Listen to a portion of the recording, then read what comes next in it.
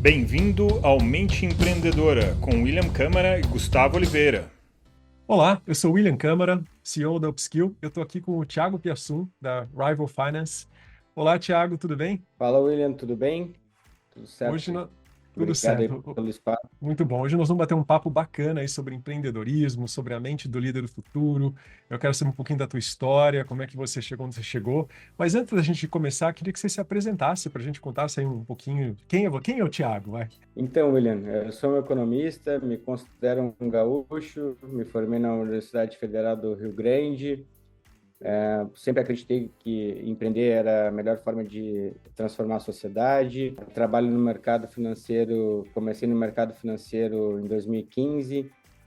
Sempre imaginei que era uma forma de se criar valor também para a sociedade no longo prazo. E hoje eu me enxergo também morando em Florianópolis com uma rotina de vida um pouco mais, digamos, saudável desse novo momento de ser um empreendedor, mas também ter aquele famoso equilíbrio pessoal, né? Então aqui em Floripa eu gosto de andar de bike, jogo meu tênis, né? Amo Fórmula 1, acompanho bastante.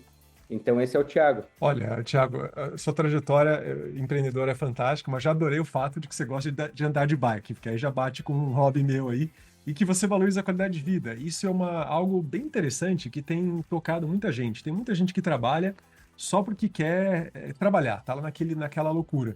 Mas esse equilíbrio é importante para você performar bem. Então, sabendo que você valoriza a qualidade de vida, identifico mais ainda com você, e nosso papo vai ser bem bacana aí sobre o empreendedorismo e a sua trajetória, que não é uma trajetória só focada em realização, em resultado, mas que tem aí um equilíbrio que é importante para você, né? Eu sempre falo que isso veio só com um pouco mais de maturidade e eu não relativizo muito aquele período em que a tua vida literalmente vira insalubre, né? Porque uma das coisas que mudaram minha vida foi assistir uma palestra em 2018 do Michael Phelps, em São Paulo, onde esse ponto foi um ponto-chave na minha vida, porque em certo momento foi questionado se valeu a pena todos os momentos longe da família e dos amigos enquanto ele treinava, né? Porque ele comentou que treinava 365 dias do ano, né? Todos os dias. E aí a resposta foi como se fosse um mantra para mim e foi importante porque isso me deu muita disciplina para focar em algo até ter o resultado. Eu acho que quando tu tá com uma cabeça de buscar o famoso equilíbrio também, tu perde um pouco aquela obsessão que faz a coisa dar certo. Então, o equilíbrio que eu busquei foi depois de ter dado certo uma parte e as outras coisas virem juntos, né? Então, é só fazendo um tópico aqui, porque isso é uma coisa que eu vejo que dá muito valor hoje em dia quando tu tá obcecado também. Mas se não tiver um plano claro e o porquê, aí eu acho besteira tu ficar obcecado e ter uma vida insalubre durante anos e anos sem ter um plano claro. Aí eu acho que é o outro lado que não valeria a pena. Então, para os empreendedores aí que estão nos escutando, se não tiver o período obsessivo, tem alguma coisa aí que não está certa no projeto. Nossa, adorei, penso exatamente igual a você. Durante muitos anos, assim, eu trabalhei aliás, eu adoro essa palavra obcecado, porque você tem que estar com a mente fixa, algo fixo mesmo na tua mente, e fazer aquilo acontecer. Senão, de alguma forma, aquilo não vai dar certo, vai virar um hobby. O seu trabalho vira um hobby. Mas você tem que estar obcecado em chegar em algum ponto. Chegou ali, pronto, agora maturidade, agora eu vou me sustentar aqui, né? Porque chegar no sucesso é fácil.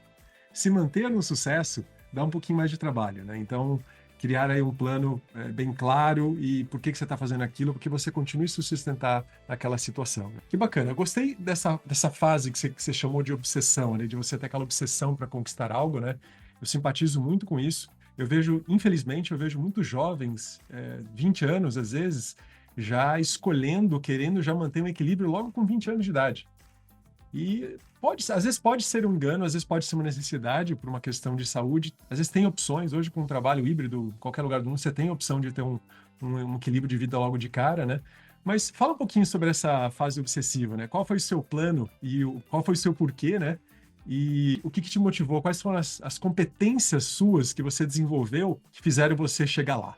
Então, acho que qualquer pessoa que começa algo na vida, acho que lendo e perguntando para quem já fez, que é mais velho, acho que o principal do empreendedorismo é conversar com quem já fez alguma coisa na área. E quando eu comecei, todos que tinham feito algo relevante, assim, que tinham feito empresas que transformavam o mercado, realmente tinham trabalhado bastante num determinado período de tempo de forma obsessiva, né? E aí, quando eu falo obsessiva, não é de uma forma pejorativa, e sim é focada para atingir alguns passos. E o principal passo do início de qualquer empreendedor é ter credibilidade. E como tu não tem nada, tu está construindo do zero a tua história, a credibilidade quando tu é jovem só se dá com resultado. E resultado, às vezes, é tu tá num domingo planejando a semana, entendeu? Na parte da tarde, não conversando com teu sócio antes de dormir todo santo dia. Então, eu lembro que quando eu comecei, antes de dormir, eu sempre conversava com meu sócio. Eu pegava, por exemplo, o período de tempo para atender os clientes, que era da meia-noite a 1. Tu vai achar que eles são loucos? Não. Era uma estratégia, da meia-noite a 1, quando um cliente meu recebia um e-mail, algum parceiro via que eu estava ali dedicado, isso fazia com que eles confiassem de que eu estava ali de coração, né? Aí tem o livro do nosso querido Starbucks, que é o Dedique-se de Coração, que também foi outra coisa que me ajudou bastante a entender esse ponto de como tirar um projeto do zero e saber que, por exemplo, os amigos que falam que, pô, tô te vendo ali, tu tá desequilibrado, só trabalha, só fala de trabalho. Eu falo, cara, eu vou fazer isso por 5 anos, eu vou colher um resultado e depois eu vou poder fazer isso em qualquer lugar do mundo. E aí eu vou ter liberdade geográfica, de tempo e financeira de uma outra perspectiva. E aí, não é que eu vou ser melhor do que tu, ou melhor do que fulano que está equilibrado desde o início, né? Isso são escolhas de vida, não tem certo e errado. Mas, no empreendedorismo, esse preço está embutido. Eu conheci poucos, na realidade, eu não conheci nenhum empreendedor que criou um negócio que diz que começou equilibrado desde o início, né? Então, acho que só esse é o ponto. Depois tem que equilibrar, porque depois dos 30 vem família, vem um monte de coisa que precisa de tempo para outras coisas acontecerem também, né? Tu não vai conseguir ter uma família saudável se tu não equilibrar quantas horas tu passa dedicado ao teu negócio, né? Então, é um pouco... Não, fantástico que você falou aí sobre essa dedicação de coração. Aliás, um bom livro aí para alguns empreendedores. Tem a ver com essa criação dessa fase assim mais ativa, né? Mais empenhada. Eu gosto muito de pensar no trabalho tal como uma criança pensa na brincadeira, né? Quando você é criança, você tem paixão por brincar, você brinca de qualquer coisa, você faz qualquer coisa, e você está fazendo aquilo sem esperar nada em troca. Você ficaria horas e horas brincando, né? E eu penso muito, eu gosto daquela frase do Tranjan, né, que o trabalho é a diversão do adulto.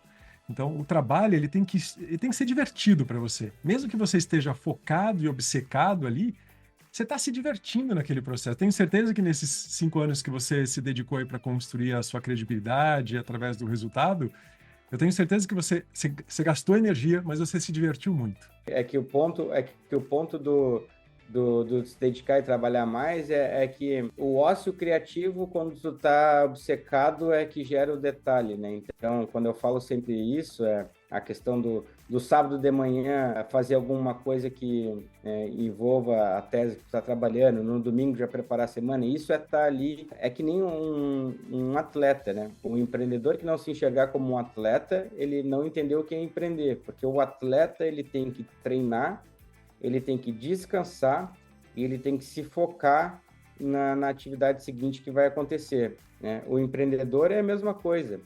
Se ele não treinar, se ele não se focar, ele não vai ganhar campeonato, né? E hoje em dia, empreender, se tu tenta ganhar campeonato, tu sobrevive. Se tu nem tenta ganhar o campeonato, talvez tu nem sobreviva no teu negócio, né? Então, o tentar ganhar o campeonato é tentar fazer as coisas com intensidade, né? Eu falo isso para quem está começando a empreender, e quando tu começa a empreender e está criando essa casca, se tu não tem dinheiro, por exemplo, tu vai empreender na primeira fase. A primeira fase é o quê? Tu não tem dinheiro e não tem credibilidade. Tu vai ter que dar em troca alguma coisa. E aí tu dá em troca o quê? Tudo aquilo que está no teu alcance. Aí depois, tu o dinheiro, tu vai poder escolher coisas. E aí tu vai evoluindo, ao ponto de chegar no que é o grande empreendedor de sucesso, que participa de bons projetos, que é procurado por bons projetos, né?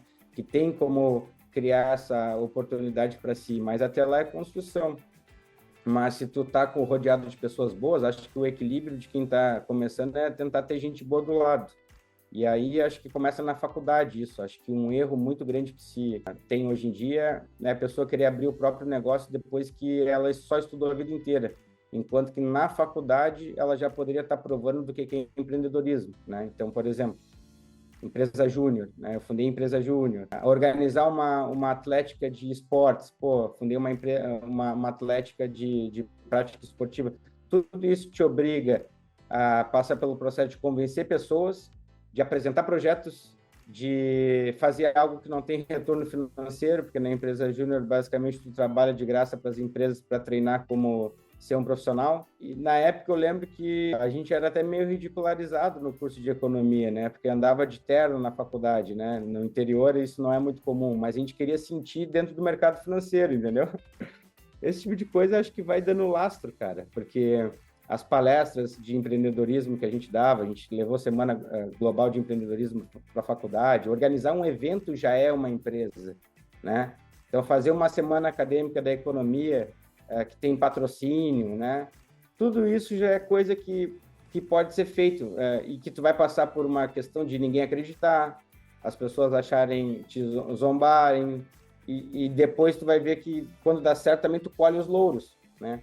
Então, tu ganha uma vitrine, tu ganha experiência, os professores começam a te dar credibilidade e começa ali. Eu acho que você trouxe aí duas coisas interessantes dessa trajetória inicial sua, que acho que elas podem ser bem inspiradoras.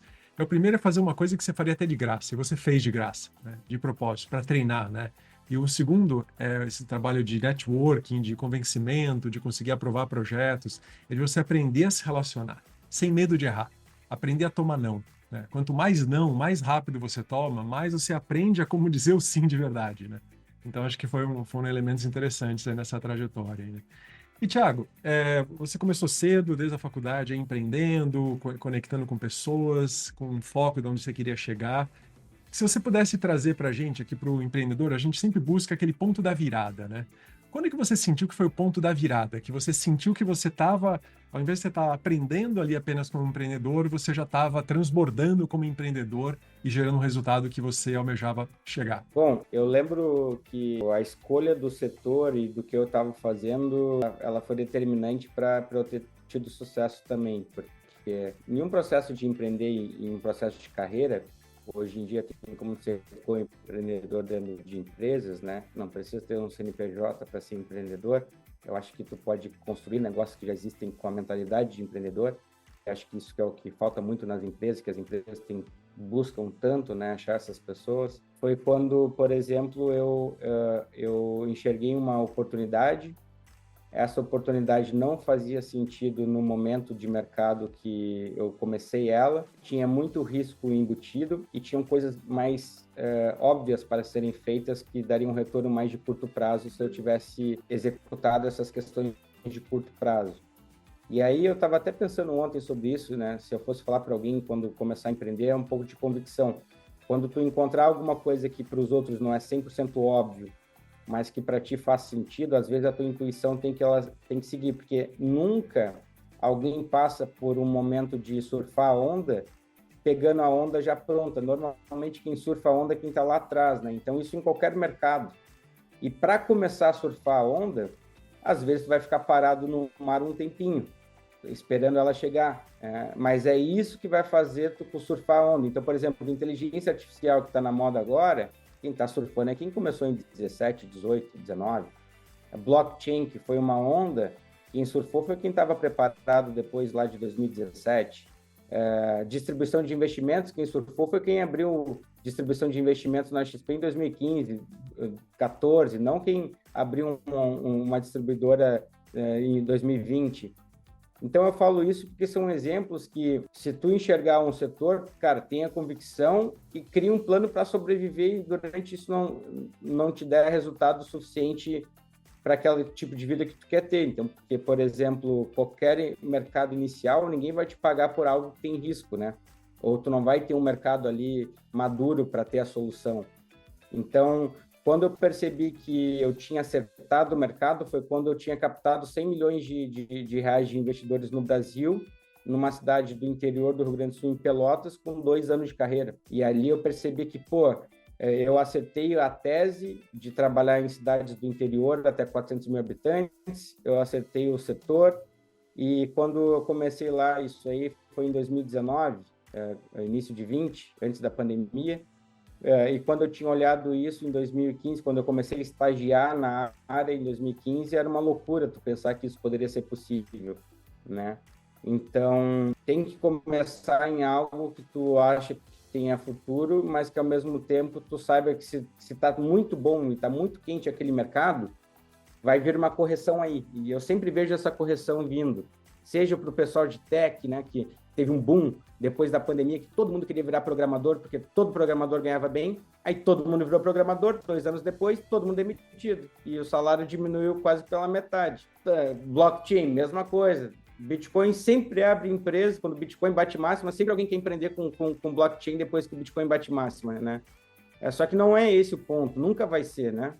E isso só vai aprender, cara, investindo em tempo, programas de formação de liderança, né? O que mudou a minha formação, eu participei por 3 programas da Fundação Estudar, do Paulo Lema lá. Então, eu fiz um programa em 2016 chamado LabX, que é para tu descobrir o teu sonho grande. Pode parecer besteira, bullshitagem, né? Que a gente fala de...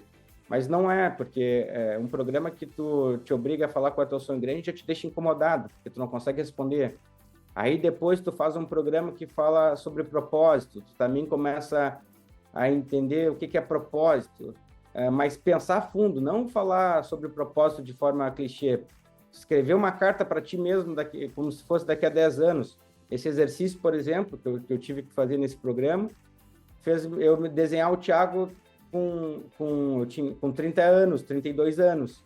Isso é uma coisa que é uma coisa prática que quem está escutando já pode tentar fazer para si. Pô, daqui a 10 anos, se eu tivesse que mandar uma carta para mim agora, o que eu falaria para mim?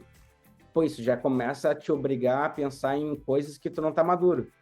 E aí depois eu fiz um programa sobre carreira, que é o quê? Não adianta ter tudo isso dentro de si, tu não jogar a primeira divisão ali do que é o mercado, né? Saber quem são as empresas, os players, os investidores ou quem do teu setor. Quando eu falo isso, vou tentar tirar do mercado financeiro, mas vamos pegar uma psicóloga, né, que está começando a carreira e quer ser autônoma na psicologia. Pô, qual é o psicólogo da área dela que ela admira, que tem muito sucesso? Se ela não sabe, ou se ele não sabe, já tem um trabalho aí de modelagem, né? Então, a modelagem do que já aconteceu de bom, acho que é o primeiro passo para tu saber como estar ali ou ser bem sucedido, porque eu não fiz nada demais. Eu li o livro lá do Lobo de Wall Street, eu vi várias palestras sobre bankers do mundo, que tinham bankers independentes do mundo, que tinham criado carteiras de bilhão de custódia, né, sobre a sua assessoria. E eu falei, pô, esses caras fizeram isso já. E tem o como, eles falaram como. Vou aplicar aqui no Brasil. E assim é só isso. Você trouxe um aspecto interessante aí sobre esse programa de formação de lideranças, né? Para você aprender a modelar, pegar experiência. Alguém já sofreu, já criou um plano, então você pode seguir aquilo, né? E isso é muito do que a Upskill faz hoje, a nossa empresa. A gente visa criar a mente do líder do futuro. Então, não apenas preparar ele para o mercado dele, mas também para o futuro, que tem muita coisa incerta, tem muita coisa em movimento. E cada vez mais a gente sente mais esse movimento acontecendo aí, sem às vezes uma direção correta, né? Então, hoje em dia, a Upskill ela forma líderes desde o básico ali, desde os aspectos mais simples. Então, como você falou, do propósito, isso é uma coisa muito importante o líder entender, porque senão ele não consegue passar a visão dele para a equipe. Porque eu estava brincando, né, sobre isso. Hoje, o que eu faço, eu faria até de graça, mesmo que eu não recebesse. Mas como a gente vive no capitalismo, a gente troca por dinheiro, óbvio, né, que é a moeda existente. Mas eu gosto tanto que eu convenceria pessoas a trabalhar comigo de graça, se a gente não tivesse o capitalismo, sabe? Então, porque eu amo o que eu faço. Então, quando você consegue passar o seu propósito para alguém que também consegue fazer aquilo, mesmo sem esperar nada em troca, sabe? Uma coisa de coração mesmo, por brincadeira, porque eu quero me divertir trabalhando. E é claro, mas existe uma recompensa, no fundo. Você aprendeu realmente a transmitir a visão para o outro. Então, a gente forma, na Upskill a gente cria, são vários programas de liderança onde a gente está formando não apenas a autogestão, né, autoliderança, autopercepção, o mindset de líder, né, mas como também o propósito dele, como ele personalizar o propósito da ideia dele, da empresa dele, do departamento dele para a sua equipe. E um terceiro aspecto que é entender a diversidade. Quem é a tua equipe? Como cada um funciona? Eles não pensam como você. E como você vai ter que trabalhar a comunicação de acordo com o universo de cada um. Eu vejo muitos chefes, eu vou chamar chefe, não de líder, que eles querem simplesmente empurrar a goela abaixo a forma como eles pensam para a sua equipe. E não tem resposta, sabe? A gente está recentemente ouvindo de uma empresa que está buscando contratar gente, eles estão com um turnover de mais de 90%. Imagina, todo ano eles perdem 90% da empresa. Se renova 100%, ou seja, as pessoas estão trabalhando ali por outro motivo, não são pelas pessoas, né? E sim por alguma coisa, uma recompensa imediata, né? Então, concordo com você que você passar por um programa que te forma a tua cabeça como líder, que molda o teu mindset, é muito relevante, muito importante. Sem isso, tu não consegue agregar pessoas boas do teu lado, né? Porque o líder que não pensa... Primeiro, construir visão grande exige tu pesquisar, sentar a bunda e pesquisar mercado. Entender propósito de fato, tu aguentar os problemas quando eles acontecem, dando segurança para quem está do teu lado. E comunicação é a única forma de tu engajar as pessoas a fazerem o a mais que faz a diferença, né? Hoje tem a moda do o quiet job, Quiet né? Que é a Kitchen. pessoa que se demitiu. O quiet kitchen, né? Que, cara, isso nunca vai acontecer comigo numa empresa ou num projeto, porque a primeira coisa que eu faço é sentar com a pessoa e perguntar qual é o objetivo dela, porque o meu papel como líder é fazer ela ajudar ela a atingir os objetivos que ela tem. Até eu digo que todos os meus sócios, quando viram meus sócios, e eles são sócios, por exemplo, que receberam equity, né, porque são jovens ou que não têm recurso ali para comprar o equity, eu falo, sabe quando é que vocês vão ser meus sócios de verdade? Quando vocês tiverem dinheiro suficiente para abrir um negócio e vocês me convidarem. Agora vocês estão dando a primeira etapa, o primeiro passo. O primeiro passo é assim, vocês estão num projeto, vocês estão começando nesse projeto, contribuindo com o que vocês sabem, estão aprendendo. Quando vocês tiverem maturidade empreendedora, capital, e vocês me chamarem de livre e espontânea vontade, aí a gente vai ser sócios, acho que para a vida inteira. Mas os primeiros passos vocês estão dando, que é o quê? Entrar numa sociedade, pensar em valor, não só em renda. E isso é importante. Eu acho que hoje eu faço mentoria toda semana para mim e para o meu time. E essa mentoria ela é uma mentoria de vida, no sentido de que não é uma terapia, né, de psicologia, é uma mentoria focada em mercado.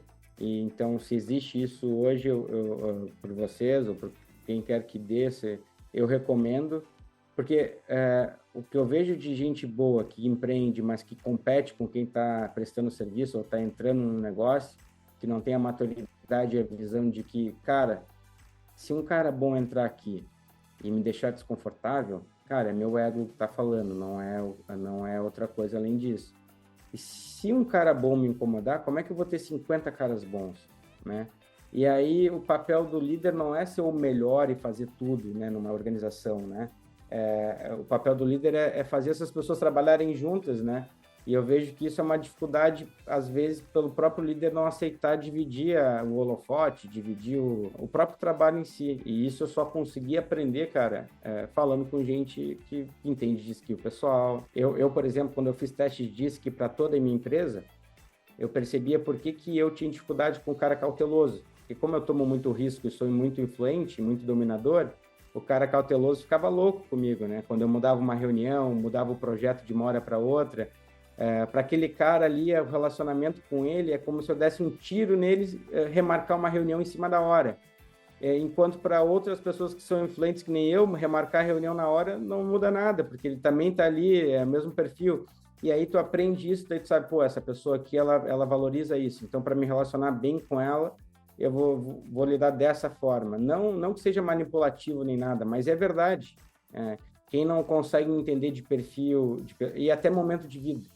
Quando eu comecei, só tinha gente jovem trabalhando comigo. Aí, quando eu tive uma mãe com 2 filhos, eu achava estranho ela sair cedo, né, do escritório.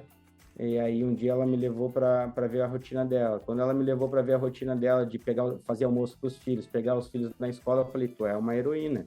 Acabei de mudar 100% a minha visão sobre a rotina de um adulto com filhos e responsabilidades. Aí vão falar, pô, mas tu é um idiota, em que mundo tu vive? Não, É óbvio que a gente sabe que as pessoas têm que cuidar da casa e têm filhos e tudo mais, mas na época, a cultura e a visão de se ter o foco 100%, aquela coisa da obsessão, pode ter enviesado uma decisão de liderança da minha parte. Só que se eu não tivesse os treinamentos e buscado crescer como líder, eu talvez não tivesse mantido essa pessoa comigo hoje. E hoje ela é uma pessoa extremamente feliz fazendo o que faz, e eu dei o start para ela também mudar.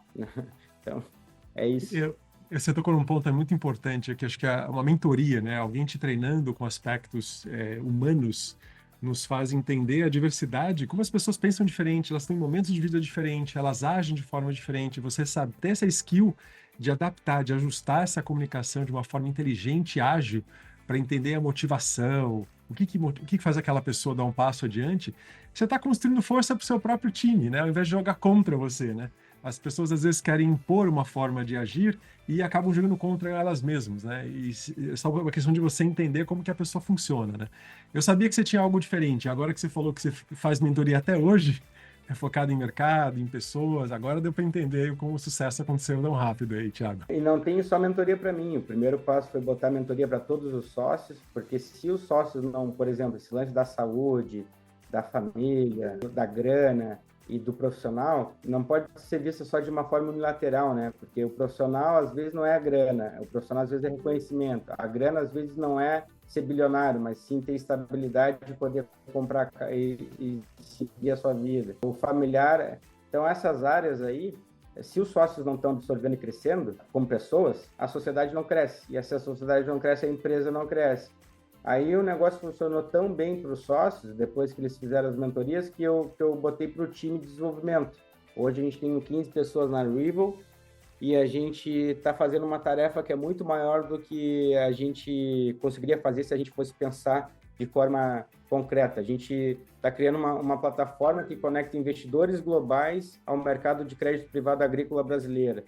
E não existe nenhuma plataforma fazendo isso hoje no mercado. E a empresa, ela nasceu para ser uma empresa internacional. Então, a gente tem gente em Boston, a gente passou por um processo de ir para a Suíça, a gente passou por um processo de falar com investidores fora do Brasil, o time de desenvolvimento utiliza novas tecnologias para fazer tudo isso acontecer, então não tem mão de obra especializada. Só que, cara, hoje o que eu consegui foi reunir as pessoas que me mentoraram lá no passado com meus sócios, meu grande sonho de ter uma sociedade com pessoas que eu admiro muito. E aí o processo que eu trouxe do crescimento que eu tive dentro do mercado financeiro para a tecnologia funcionou, porque antes o cara de tecnologia ele era um cara orientado por tarefa. E o cara orientado por tarefa é o seguinte: eu botei essa porta, mas a porta não está fechando. Não, mas a tarefa era botar a porta. Se não está fechando, isso não estava discriminado na minha tarefa, então não é problema meu. Quando eu fui para a tecnologia, cara, era exatamente assim que era a mentalidade de desenvolvedor, né? Falei, cara, não é possível. Se o cara não consegue pensar que a porta tem que ser colocada para ela fechar ou abrir, tem alguma coisa errada na estrutura desse setor. E aí eu comecei a montar o time mudando a cultura. A primeira coisa que eu falava para o cara era o seguinte: aqui a gente não vai ser orientado por tarefa. Então, se tu antes era microgerenciado para preencher as tarefas concluídas no teu CRM, esquece isso de mim. Eu quero um e-mail toda semana dizendo o que tu aprendeu na semana e como é que foi o processo de desenvolvimento, com uma conversa. Tu vai aprender a expressar o que deu certo e errado, eu vou ler aquilo ali, isso vai ser muito melhor para gerir o time do que eu ver se tu botou o prego na tarefa, na porta, né? E aí isso, cara, para eles foi uma grande novidade. E eu vi que começou a dar certo quando eles começaram a botar as portas na parede e já se prepararem para botar a fechadura e já chamar o chaveiro. E isso fez com que a gente crescesse muito como empresa. E é um detalhe que às vezes passa despercebido, né? Então, quem é autônomo ou quem quer começar a empreender por si só, não pode pensar que eu sou nutricionista, entreguei a dieta, né? Cara, se não tiver ali outras coisas a não ser tu entregar a dieta, tu não vai ter uma carteira de clientes grandes, tu não vai conseguir contratar outros nutricionistas para trabalhar para ti, né? Tu não vai conseguir montar uma empresa de nutrição. Isso só vai ficar claro para ti se tu absorver conteúdo que fale sobre isso. Porque não adianta hoje tu pensar que tu vai fazer algo que tu não estude, porque eu não enxergo. Como também tem coisas que vêm muito rápido, que se a gente não se cuidar, fica para trás. Essa nova geração sabe fazer dinheiro e negócio no mercado online que a gente não consegue enxergar quem tem 30 anos. E eles são muito bons em trabalhar só consigo mesmo, né? Mas, ao mesmo tempo, a gente vê que a nossa geração conseguiu ter amor pelo trabalho, né? E ainda não relativizou tanto as entregas, e isso também está cada vez mais raro, então tem cada vez mais valor. Então, o que eu vejo hoje do mercado de trabalho e das pessoas querendo empreender é um pouco uma falta de uma construção maior do que é o que ela quer da vida. Por exemplo, e não dá para delirar muito. Eu botei, cara, até os 30 eu tenho que vencer uma etapa. Etapa financeira, para eu poder ter liberdade. Dos 30 aos 35, eu vou fazer o meu segundo passo como empreendedor. Juntar gente com mais credibilidade, com mais expansão de mercado para fazer uma empresa que talvez tenha um impacto maior. Depois dos 35 em diante, eu vou querer alocar meu tempo, construir família e, ao mesmo tempo, alocar meu tempo em algo que realmente eu possa escolher um pouco mais também as questões de to-do. Porque, por exemplo, até os 35, eu não vou ficar triste se eu tiver que viajar igual um camelo para tocar o projeto e fazer os negócios de pé. Mas talvez com 35 eu já tenha filhos e eu queira levar eles na escolinha e ficar perto dos primeiros 5 anos do meu filho, entendeu? Então, talvez já mude a cabeça. Só que eu não posso chegar nos 35 sem musculatura e corpo para assumir essa decisão. Eu não, entendeu? Porque talvez hoje a pessoa que consiga estar perto do filho também esteja sem dormir porque as contas estão aumentando e o custo da vida disparou e mesmo ganhando bem, tendo sucesso, o cara não consegue construir ali a liberdade financeira que tanto quer, né? Então eu vejo muito isso nessa fase de vida que eu tô. E, na realidade, quando eu converso com as pessoas que estão passando por isso, eu pergunto, mas como é que foi o teu planejamento lá, do que tu escolheu fazer? Aí, que planejamento, cara? Eu só fui seguindo. Foi improvisando. É. Então esse planejamento era importante de cada fase, senão você acaba atropelando as fases e perde a tração que você precisaria para avançar, né? Eu gostei de entender desse seu elemento aí, que você disse que às vezes ninguém dá tanta bola, é um elemento que parece pequeno, né? Que é o fator humano, e que você investiu não só em você, mas nos seus sócios, investiu nessa mentoria para o time, para que eles possam conversar, trabalhar, performar num outro nível, né? E isso você considera como o seu grande diferencial hoje, Thiago? Ou tem algum outro diferencial, que é essa atenção além dessa atenção ao lado humano que você colocou aí, esse planejamento que você fez para cada fase? Se eu fosse te perguntar, qual que é o grande diferencial seu, da empresa que você criou, qual que é o grande diferencial de vocês? Eu acho que a construção de uma partnership de verdade e a mentalidade de crescimento interno, assim, entraram 3 desenvolvedores que não sabiam fazer uma linha de código, né? O Alan formou esses caras e hoje, em menos de um ano, eles seriam de pleno para mais, digamos assim, no mercado. E são pessoas que estão com uma cultura que eles provavelmente vão conseguir abrir as suas próprias empresas, porque eles vão ter a skill, não de tarefa. Então, isso é um orgulho, é uma coisa que eu sempre quis fazer, de ter pessoas que possam ter capacidade para fazer por si só. E em termos de modelo de negócio, eu acho que, de novo, eu escolhi um setor que pouca gente está olhando. Tokenização em blockchain é uma coisa que é muito mal vista pelo mercado, dado o mercado de blockchain ser linkado a cryptocurrencies, né? Então, a volatilidade das moedas está evoluindo cada vez mais, mas eu acho que, de novo, quando a gente conseguir continuar executando o que a gente está executando, a gente vai ser uma tese global e isso vai ter um impacto bacana no setor que a gente escolheu, que é trabalhar com o setor agro. A gente vai criar uma ponte única entre investidores internacionais e o mercado brasileiro. Hoje, se não fosse o Mauro Leite, eu não estava aqui, né? Então, o Mauro Leite é um cara que tem seus 50 e poucos anos, tem um casamento muito exemplar, tem uns valores muito fortes, então toma risco junto comigo, então desde lá de trás apoiou o empreendedorismo de verdade. Então, eu tenho pessoas sêniores do meu lado que me dão um pouco de tranquilidade para continuar, porque quando tu começa a empreender, tu começa a plantar. E isso não significa, cara, que tu vai colher a frutinha logo em seguida, né? Às vezes vai nascer uma raiz, e a raiz tu não come, tu tem que plantar de novo. E muita gente para de plantar depois que começa a nascer raiz na primeiro plantio, e aí é onde morrem os bons projetos. Mas isso é uma coisa que o Brasil está mudando, cara, graças a Deus. A gente é um país muito empreendedor. E aí eu, viajando para fora do Brasil, eu comecei a ver como que para nós emergente, e aí não é se fazer de vítima, mas o buraco é mais embaixo empreender num país emergente, cara.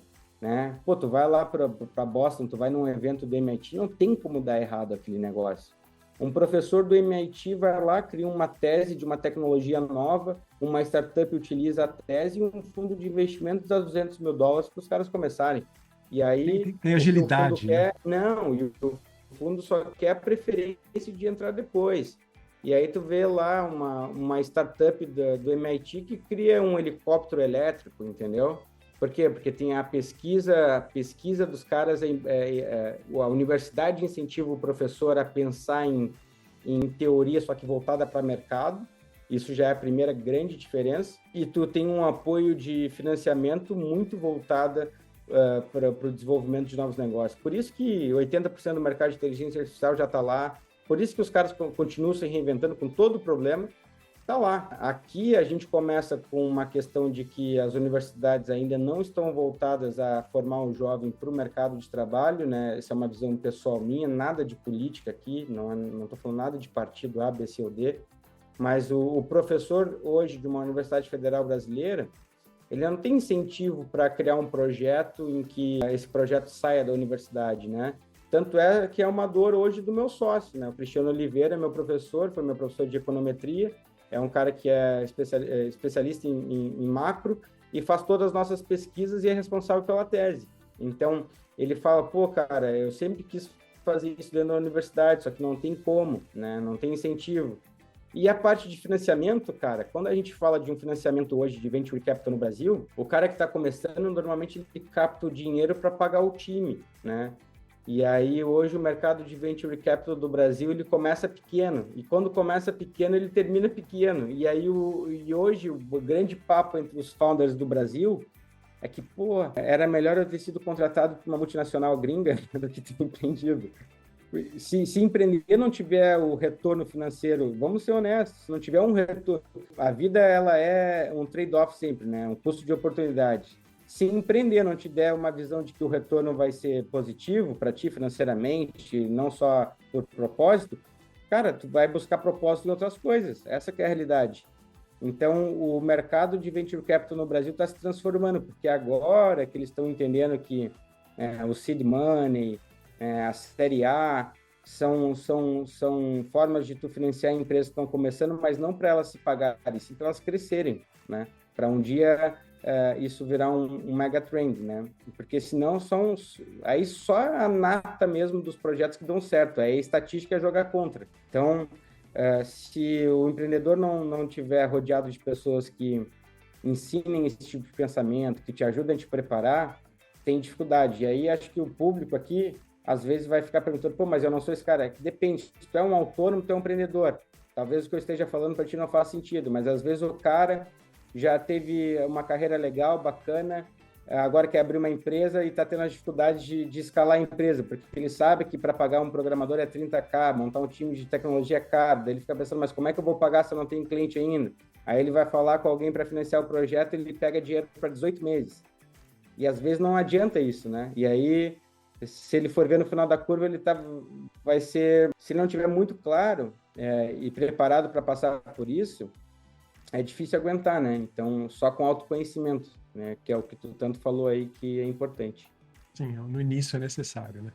Bom, Thiago, eu tenho um montão de coisa legal aqui sobre o nosso papo. Eu gostei muito de entender o teu mindset aí. Eu gostei muito dessa obsessão inicial, depois da busca pelo equilíbrio. Você está atento aí à sua convicção para deixar a tua intuição aflorar nos momentos interessantes, de você ter aquele plano para poder sobreviver cada uma das etapas, entender os seus diferenciais. Então, foi muito bom estar aqui com você, aprender um pouquinho aí contigo e também até para que os nossos ouvintes possam entender o que é uma trajetória aí de crescer na parte de empreendedorismo.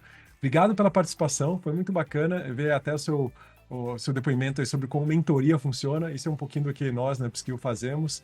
Então, é uma forma de validar que algo que funciona, dá resultado e gera conexões para sempre, né? Você cria parcerias de verdade, como você disse, que vão fazer com que você prospere numa velocidade muito maior do que o normal, né? Obrigado, eu que agradeço, William. Foi um prazer trocar ideia. Tá tudo conectado. Quem tá do teu lado ali te ensinando depois te ajuda a vender a tua tese, te ajuda a acessar as portas com a credibilidade.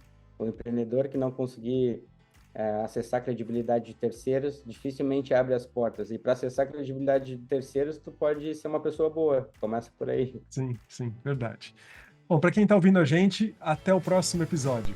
Esse foi o episódio de hoje. Se você quiser conhecer mais sobre o assunto, sobre todo esse desenvolvimento da mente empreendedora e da mente do líder do futuro, convido você a acessar o meu site gustavooliveira.com.br, que vai te direcionar para todo o trabalho da Upskill e todo o trabalho de desenvolvimento da liderança que a gente faz. Um grande abraço!